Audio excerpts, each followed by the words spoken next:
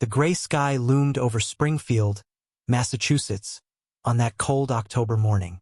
A chilly breeze swept through the cemetery, making the dry leaves swirl on the ground. The air was heavy with sorrow, and the silence was broken only by the soft sounds of muffled sobs and whispered prayers. Carl, an 8-year-old boy, clung tightly to his mother's hand as they slowly walked into the church. His heart pounded in his chest. He had never been to a funeral before, and everything felt confusing and frightening. His mother, and looked pale, her eyes red and swollen from crying. Carl's father, Thomas, walked beside them, his shoulders hunched under the weight of grief. At the center of the church, a small white coffin rested on a table covered in white flowers. It seemed too small, too delicate, too fragile to hold someone so important. Inside lay Benjamin, Carl's baby brother, who had barely had time to experience the world. Carl swallowed hard and tightened his grip on his mother's hand. He remembered the excitement he had felt when he learned he would have a little brother. He had helped pick out stuffed animals for the baby's room, imagined the moments they would play together, and even thought about how he would teach Benjamin to play soccer when he grew up. But Benjamin would never grow up. He's gone, Grandma Martha's low voice murmured behind him, but Carl heard it clearly. God called him back too soon. Called him back where? Carl thought, feeling the lump in his throat tighten. He didn't quite understand this idea of going to a better place. To him, the best place for Benjamin should have been here with his family. People began settling into the pews as the priest took his place at the altar.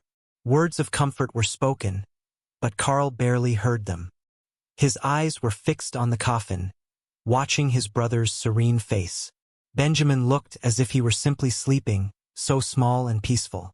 A doubt began to grow inside Carl. What if it was all a mistake? What if Benjamin was just in a deep sleep and would wake up at any moment? He furrowed his brows and leaned forward slightly, trying to see better. Then he felt something strange. Benjamin's chest rose and fell slightly. Carl blinked. Maybe he had imagined it. But then, he clearly saw the baby's tiny fingers move slightly. A nearly imperceptible tremor, but real. Carl's heart raced. He tugged at his mother's sleeve urgently. "Mom!" His voice came out as a loud whisper, desperate. "Benjamin!"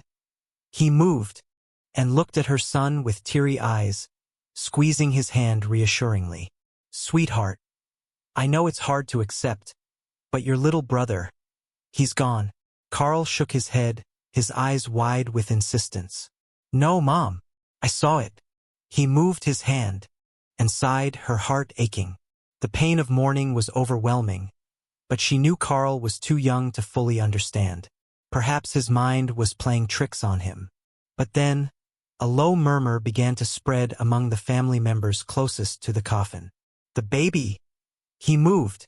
The priest stopped speaking, looking confused. Anne's eyes widened, and for the first time, she allowed herself to look at Benjamin closely. Her heart nearly leaped out of her chest when she saw the baby's tiny fingers move again. The family's sobs turned into murmurs of astonishment.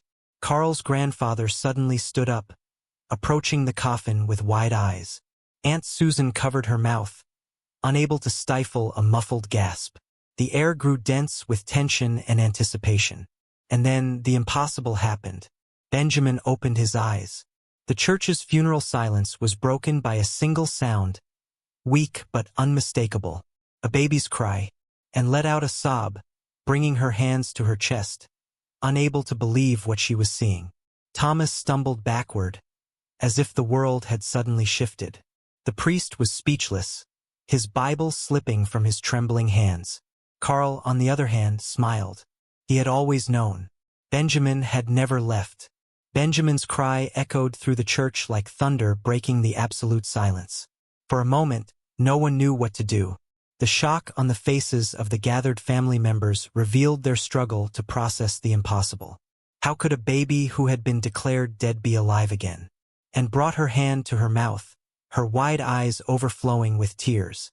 Her body trembled, and her legs nearly gave out under the overwhelming weight of emotion. Thomas, the father, blinked repeatedly, as if trying to ensure this was not a cruel illusion created by his grief. But it was not a dream. Benjamin was there, breathing, moving his tiny arms, and crying softly, just like any newborn waking up from a deep sleep. The priest, still in shock, finally found his voice. He is alive. This is a miracle. The priest's words seemed to grant permission for the entire church to erupt into action. Carl's grandfather was the first to move, rushing to Anne and gripping her shoulder, as if to ensure she wouldn't collapse. His grandmother sobbed softly, murmuring prayers of gratitude. "Oh my God! Oh my God!" Aunt Susan whispered, her hand still covering her mouth. Carl watched everything unfold with a knowing smile. He couldn't explain it, but deep in his heart, he had always believed that Benjamin hadn't truly left. Now everyone could see it too. "Call an ambulance," someone shouted, and snapped out of her trance and, with the fierce instinct of a mother, ran to the coffin and lifted Benjamin into her arms. His tiny body was warm, his skin pinkish, and when she pressed her fingers against his chest, she felt a faint but steady heartbeat. She began to cry again, but this time her tears were of pure gratitude. Carl approached and looked at his brother in their mother's arms. The baby, now calm, blinked a few times and gazed at him, as if recognizing him. "I told you he hadn't gone," Carl murmured, proud of himself. The paramedics arrived within minutes, pushing through the crowd of stunned family members and curious mourners who had gathered. The lead doctor quickly examined Benjamin, checking his vitals, taking his temperature, and observing his breathing. The doctor hesitated, glancing at his team, struggling to classify the situation. He looked up at the parents. "He appears to be perfectly healthy. There are no signs of rigor mortis or anything that would indicate he was, well, he didn't need to finish the sentence." Everyone understood. "But that's impossible," one of the nurses muttered. "The hospital declared him dead 2 days ago. We need to take him in for immediate tests," the doctor said, still trying to maintain his composure despite witnessing something that defied all logic. Still in shock, Anne and Thomas followed the paramedics. Carl insisted on going too, and his mother held his hand tightly, unable to let go. The family was still reeling from the event, but at that moment, nothing else mattered except that Benjamin was alive. The church, once filled with sorrow, now buzzed with astonished whispers, prayers of gratitude, and emotional tears. Outside, the gray sky, once heavy with clouds, began to break open, allowing a timid ray of sunlight to peek through. And with that, their lives would never be the same again. The ambulance raced through the streets of Springfield, heading toward the same hospital where Benjamin had been declared dead just 2 days prior, and held the baby tightly against her chest, as if afraid he might slip away again. Thomas sat beside her, his face shifting between joy and confusion. In the back seat, Carl watched his brother in silent admiration. "Did you see, Mom? I told you he hadn't gone," Carl said, his voice filled with hope, and nodded, but she couldn't form words. She was overjoyed, yet there was a heavy feeling pressing on her chest. How was this possible? What had happened to Benjamin? The paramedics exchanged uncertain glances. None of them spoke, but the discomfort in the air was obvious. They had witnessed strange cases in their line of work, but never anything like this, a baby coming back to life during his own funeral. When they arrived at the hospital, the medical team was already waiting. The news of what had happened had spread quickly. "This must be a mistake," a nurse murmured as she observed the baby. "No infant can be without vital signs for 2 days and then wake up." Dr. Harris, the same doctor who had signed Benjamin's death certificate, looked pale as he took the baby into his arms for examination. "This doesn't make sense," he muttered, and felt a chill run down her spine. "What do you mean?" she asked, her voice trembling. Dr. Harris sighed and met her gaze. "I mean that, according to all the tests we performed earlier, your son had no vital signs. None. And now he's here breathing normally. This shouldn't be possible."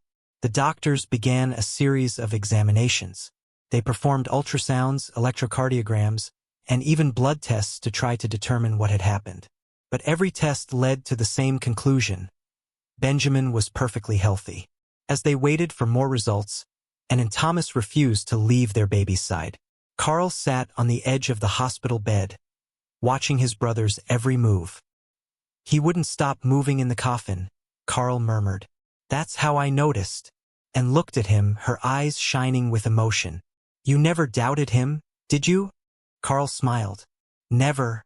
That night, as Benjamin slept peacefully in the makeshift hospital crib, and Thomas spoke in hushed voices in the hallway.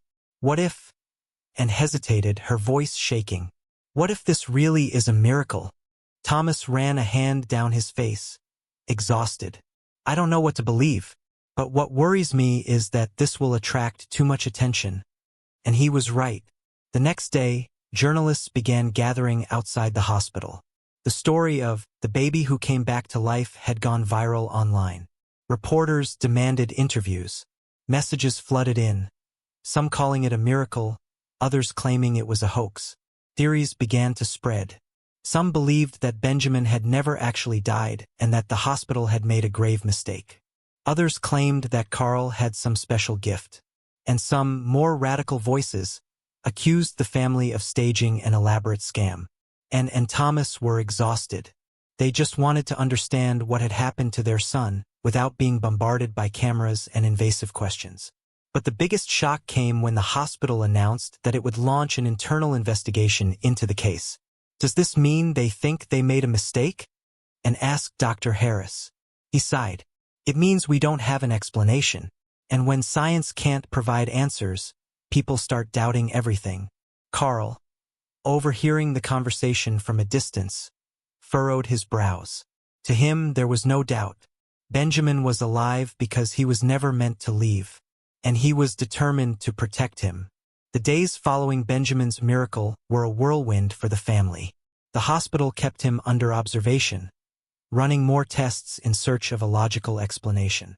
But there was nothing unusual. No genetic anomalies, no rare illnesses, no apparent medical error. Benjamin was healthy, alive, as if nothing had ever happened. The media, however, refused to let the case fade. Reporters surrounded the hospital day and night, eager for statements from the family and doctors. Television networks invited medical experts to discuss the phenomenon, while conspiracy websites spread wild theories.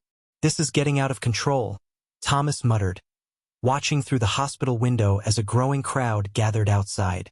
Signs with phrases like, "Benjamin is God's sign," and "the hospital is hiding the truth," were scattered among the onlookers. Some had come to pray for the baby, while others accused the hospital of covering up a mistake, and sat beside Benjamin's crib, gently stroking his tiny face. She was exhausted, physically and emotionally. "I don't know what to do anymore, Thomas. I just want to take our baby home and live our lives." Carl, sitting next to her, held one of his brother's small feet, rocking it gently. "Can't we just leave?" he asked. "He doesn't need more doctors, right?" Thomas sighed. "We need to wait for the hospital's approval. But even if they discharge him, how are we supposed to leave without being chased by cameras?" Before Anne could respond, the door to the hospital room opened. Dr. Harris stepped inside with a tense expression.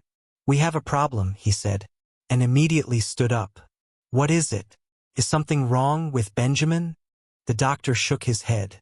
"No, but the hospital has decided to make the investigation official.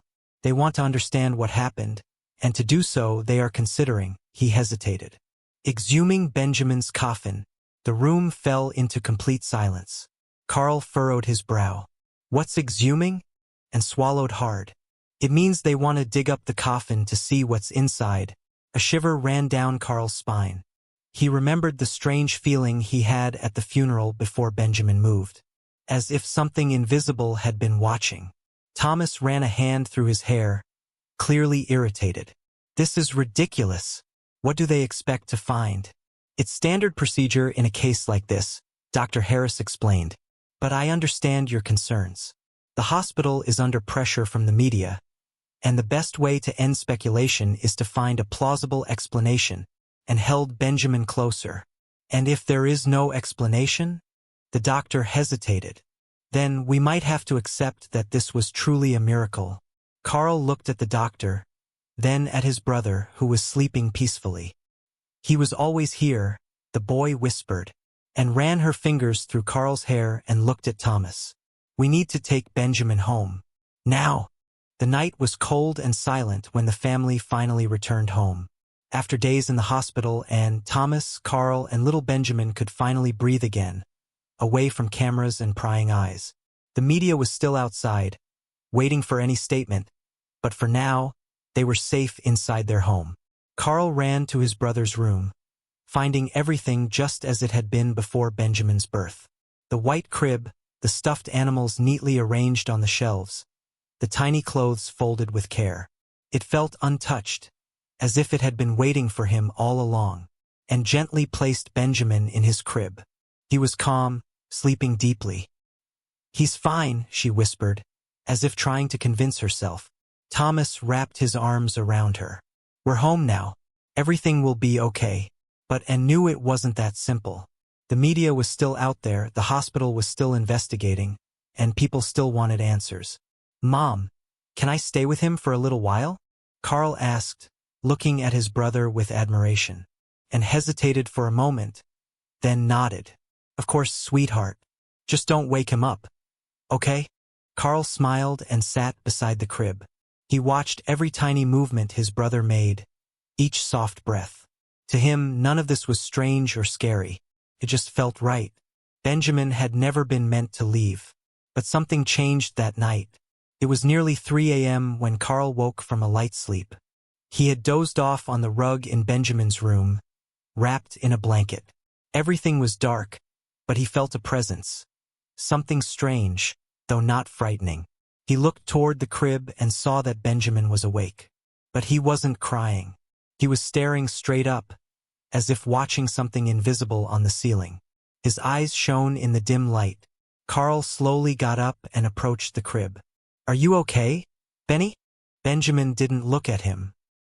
He kept gazing upward, seemingly mesmerized by something Carl couldn't see. Then suddenly the baby smiled, and Carl heard it. A soft sound, almost a whisper, but clear enough to freeze him in place. It wasn't coming from Benjamin. It wasn't coming from outside. It was as if it were inside Carl's own head.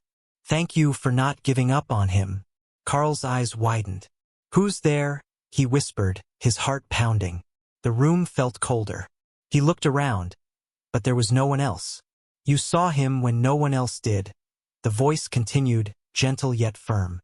"And because of that, he returned." A chill ran down Carl's spine. He didn't understand what was happening, but he knew this wasn't a dream. "Who are you?" he asked again. Silence. But for a moment he thought he saw something shift in the shadows. Not something menacing, but something protective. Then the voice spoke one last time. "Take care of him. He was brought back by love. Don't let the world take him from you." Then everything was silent again. Carl stood still for a few seconds, breathing heavily. He looked at Benjamin, who was now sleeping peacefully, as if nothing had happened. His heart slowly calmed. He wasn't afraid. In fact, he felt safe. The next morning, as Anne prepared breakfast, Carl walked downstairs with a calm expression. "Did you sleep well, sweetheart?" she asked. Carl nodded. "Mom, why do you think Benjamin came back?" And paused, surprised by the question. "I don't know, Carl. Maybe it was a miracle." Carl smiled. "I think he came back because he knew we'd never give up on him," and remained silent for a moment, tears forming in her eyes. She knelt and hugged Carl tightly. "You're right." But as she held him, Carl glanced out the kitchen window. A group of reporters was still parked outside their home. They weren't giving up so easily. And Carl knew that protecting Benjamin wouldn't be easy, but he was ready for it. In the days that followed, the family's home turned into a battlefield. Journalists refused to leave. Neighbors asked insistent questions, and even complete strangers showed up, hoping to catch a glimpse of the baby who came back from the dead. Thomas grew angrier each time he looked out the window and saw cameras pointed at their house. "This is unbearable," he grumbled, slamming the curtains shut. "They won't leave us alone," and sighed, exhausted. The hospital still hasn't given us any answers. The doctors have no explanation. That only fuels more speculation. Carl sat on the couch, holding Benjamin in his arms. The baby seemed oblivious to the chaos around him, playing with his tiny fingers. "Can't we just ignore them?" Carl asked. Thomas shook his head. "We've tried, son. But now they think we're hiding something. But we're not." Carl insisted, and knelt beside him, placing a gentle hand on his face. "I know, sweetheart, but some people don't accept what they can't explain." Carl remained silent, thinking about the voice he had heard that night in Benjamin's room. He knew something greater was happening, something that no medical test could explain. That night, as Thomas reinforced the locks on the doors and rocked Benjamin to sleep, Carl felt a chill when he looked out his bedroom window. A man was standing across the street. Unlike the reporters, he wasn't holding a camera or a notepad. He was just standing there, watching the house. Carl's stomach tightened. He quickly pulled the curtains shut, his heart pounding. The next morning, Thomas found footprints in the grass near their windows. "This isn't normal," he muttered to Anne. "First, journalists. Now, strangers sneaking onto our property," and clutched Benjamin tighter. "We have to protect him." Carl overheard their conversation and clenched his fists.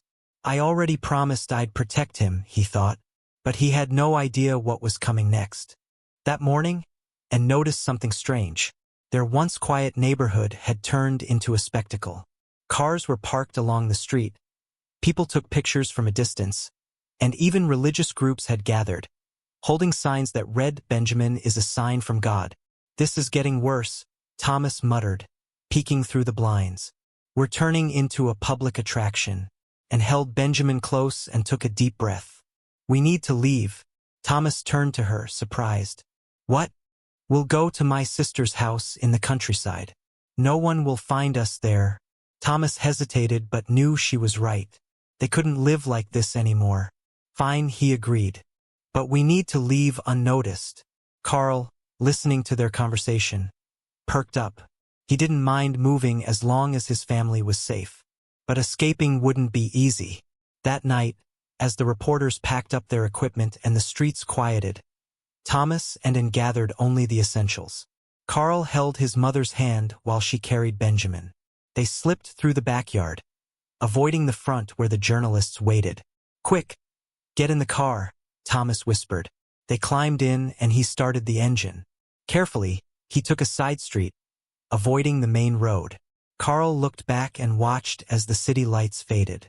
A wave of relief washed over him. Finally, they could breathe. But deep down, he had a strange feeling. Someone was watching them, and they weren't safe yet. The drive to Carl's aunt's house took 3 hours. The place was secluded, surrounded by towering trees and a dirt road that made access difficult. It was the perfect refuge. "No one will find us here," Anne said, relieved as she stepped out of the car. Benjamin nestled in her arms. Carl looked around. Aunt Laura's house was cozy, with a garden full of flowers and a wooden swing hanging from a tree. Felt peaceful. The first few days were calm, and Thomas finally rested without reporters breathing down their necks. Benjamin remained healthy, growing as if nothing had ever happened. Carl played outside, trying to forget the past few weeks. But one night, something changed. Carl awoke to a strange noise outside. He glanced at the clock, 2 a.m. Slowly, he got up and peeked through the window. His breath caught in his throat. Standing on the dirt road, partially hidden by the trees, was the same man from before.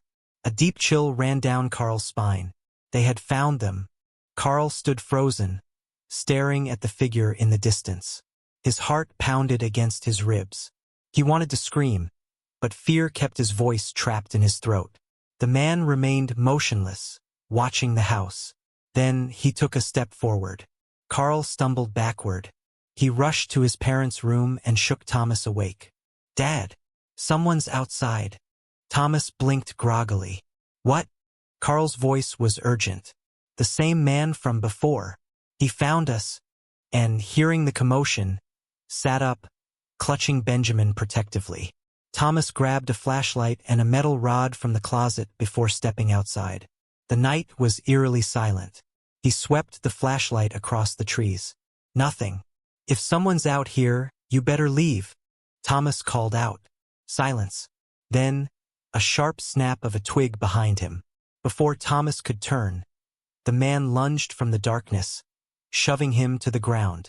Thomas struggled as the stranger pinned him down. Your son sees things he shouldn't, the man hissed. That baby was never meant to return. Thomas fought to break free, but the intruder was strong. Then, a dull thud rang out as something struck the man's head. Leave my dad alone, Carl shouted, gripping an old shovel. The intruder staggered back, dazed. Thomas shoved him away and scrambled to his feet, and stood at the doorway, pale with terror, clutching Benjamin. The man, still woozy from the blow, locked eyes with Carl. He was never supposed to come back, he whispered. Then he vanished into the forest. Thomas grabbed Carl's hand, dragging him inside before locking the door, and sobbed, holding Benjamin tighter. Who was that man? What does he want? Thomas exhaled shakily. I don't know. But he knows about Benjamin. Carl clenched his fists. He said I see things I shouldn't, and Thomas exchanged a worried glance. This wasn't over yet. The house was silent, the air thick with unease, and Thomas and Carl sat in the living room, still shaken by the attack. Benjamin, oblivious to the terror, slept peacefully in his mother's arms. We need to call the police, and finally said. Thomas nodded and picked up his phone. Yes, someone broke into our property. No, he ran into the woods. Carl sat on the couch, his mind racing. He knew about Benjamin, he murmured, and turned to him. What else did he say? Carl hesitated. He didn't know how to explain the voice he had heard in the nursery. He said Benjamin was never supposed to return, and's face paled. The police arrived but found no trace of the man. Could be some religious fanatic, an officer suggested.